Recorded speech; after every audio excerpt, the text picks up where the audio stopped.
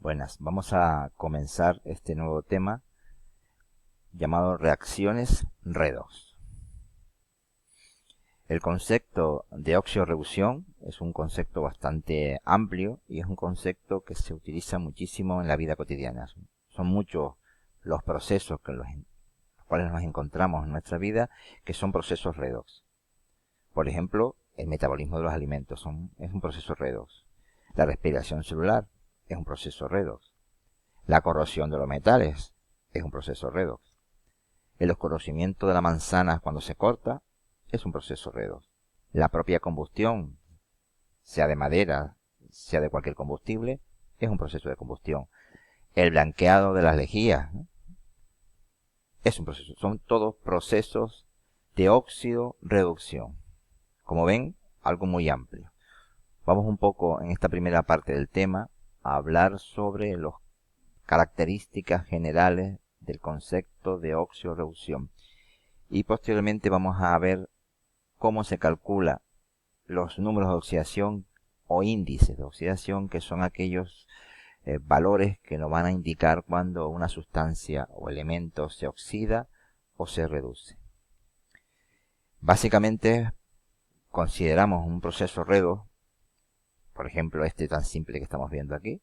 El zinc reacciona con el cobre 2+, el catión cobre 2+, que se convierte en cobre metálico, y es el zinc metálico el que pasa a ser un ion positivo.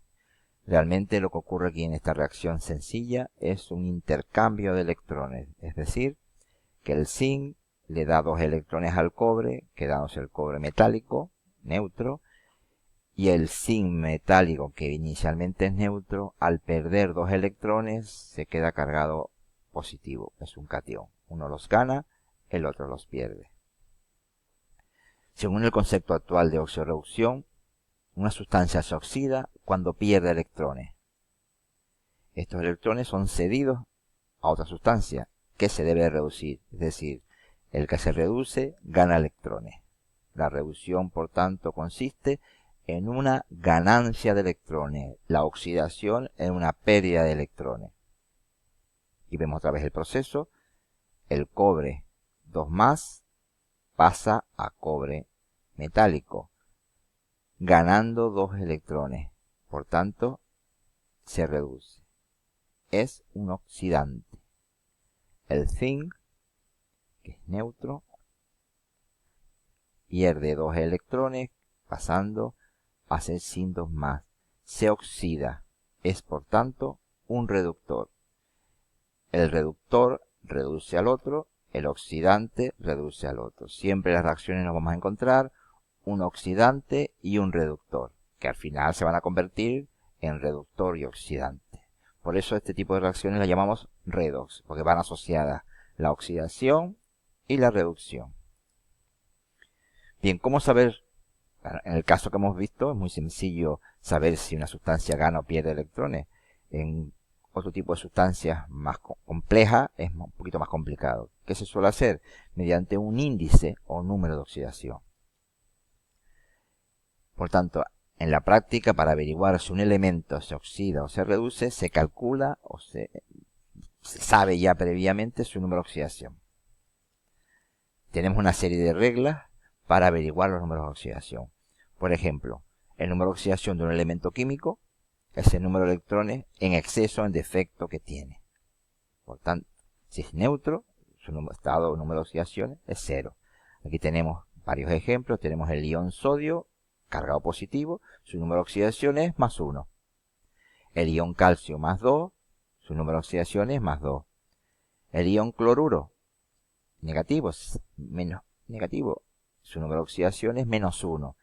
El ion óxido, que está cargado 2 veces negativo, su número de oxidación es -2. Como ven, en estos iones monoatómicos, la carga coincide con el número de oxidación. ¿Cómo se calcula el número de oxidación en sustancias más complejas?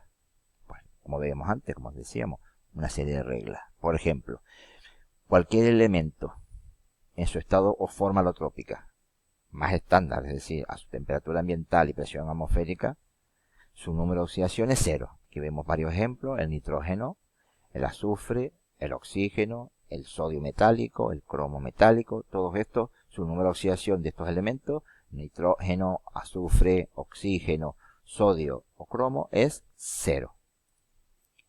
En una sustancia iónica monoatómica, como vimos antes, coincide el número de oxidación con la carga. Aquí el cloro tiene un número de oxidación -1, y aquí el ion cobre 2+, tiene un número de oxidación +2. Y en el caso del oxígeno, el oxígeno es un elemento bastante electronegativo, siempre o casi siempre va a tener un número de oxidación -2, con algunas excepciones. Cuando forma parte de un peróxido, el número de oxidación, en vez de -2, es -1. Bien, otra sección es cuando el oxígeno está unido al flúor, es decir, en la sustancia que vemos aquí abajo, en el difluoruro de oxígeno. En esta sustancia, el flúor, que es el elemento más electronegativo de la tabla periódica, es el que se queda con los electrones. Por tanto, el oxígeno, que siempre es -2, porque se puede decir que prácticamente siempre se queda con la carga residual con los electrones, en este caso es el flúor el que gana, y por tanto es la excepción. El número de oxidación del oxígeno en este caso es +2. Cuando el oxígeno forma parte de un peróxido, como el ejemplo este que vemos aquí, el peróxido de hidrógeno, es -1. Y en el resto de la sustancia, el oxígeno siempre -2. El caso del hidrógeno. Cuando el hidrógeno está combinado con otros elementos, siempre +1, salvo cuando se enfrenta o está unido a un metal, que en el caso ese particular es el hidrógeno el que se queda con la carga residual. Por tanto, cuando el hidrógeno se combina con metales, es decir, los hidruros metálicos, su número de oxidación es -1. En el resto de los casos es siempre +1. Aquí vemos estos hidrógenos, en el caso del amoníaco, +1. Este hidrógeno, en el caso de hidróxido sódico, +1. Este hidrógeno combinado con un metal es justo a la inversa, -1. Igual que en este hidruro metálico también, aluminio con hidrógeno es -1. Bien, en el caso del flúor está muy claro, el elemento más electronegativo de la tabla periódica, siempre -1. El resto de los halógenos pueden adquirir números de oxidaciones muy variados. Aquí vemos varios ejemplos, incluso no solo negativos, sino también positivos. Aquí vemos, por ejemplo, un cloro con -1, otro cloro con +5, un yodo con +3. Pues esta variación es normal en el caso de los halógenos. Bien, una opción o un cálculo muy simple para calcular el número de oxidación en un compuesto formado por varios elementos es que siempre la suma de los números de oxidación de los elementos que están presentes en esa sustancia coincide con la carga de esa sustancia, molécula, ion o catión. ¿De acuerdo? Vamos a ver aquí en un caso concreto que es el ion sulfato. Como ven, es un ion que está cargado 2 veces negativo, tiene 4 oxígenos, que como hemos visto anteriormente, su número de oxidación es -2, y tenemos el caso del azufre, que desconocemos su número de oxidación. Para calcularlo, aplicamos la ecuación que hemos visto. Si sumamos el número de oxidación del azufre a 4 veces, porque hay 4 oxígenos, multiplicado por -2, esto tiene que coincidir con la carga de esta especie. Esta especie es 2 veces negativo, por tanto igual a -2. Si despejamos el número de oxidación del azufre en una simple ecuación matemática de primer grado, despejando nos da 6. El número de oxidación del azufre en este caso es 6. Veamos otro ejemplo. Tenemos aquí el ácido perclórico. Hidrógeno, cloro y 3 oxígenos. Ya sabemos a priori que el oxígeno -2 y que el hidrógeno +1. Nos queda por calcular el número de oxidación del cloro. Como vemos, esta sustancia es neutra, por tanto, si sumamos los números de oxidación de todos estos elementos, debe dar 0. Es decir, X sería el número de oxidación del cloro, +1, que corresponde al número de oxidación del hidrógeno, 3 veces el número de oxidación del oxígeno, que es -2, debe dar 0. Despejando el valor X, que sería el número de oxidación del cloro, nos da +5. Por tanto, para averiguar, concluyendo, si una reacción es de oxidorreacción, basta con calcular los índices de oxidación de todos los elementos que en ella intervienen y observar si hay variación en el número de oxidación. Si hay variación, la reacción es redox. La sustancia que aumenta el número de oxidación Se oxida, el que disminuye se reduce.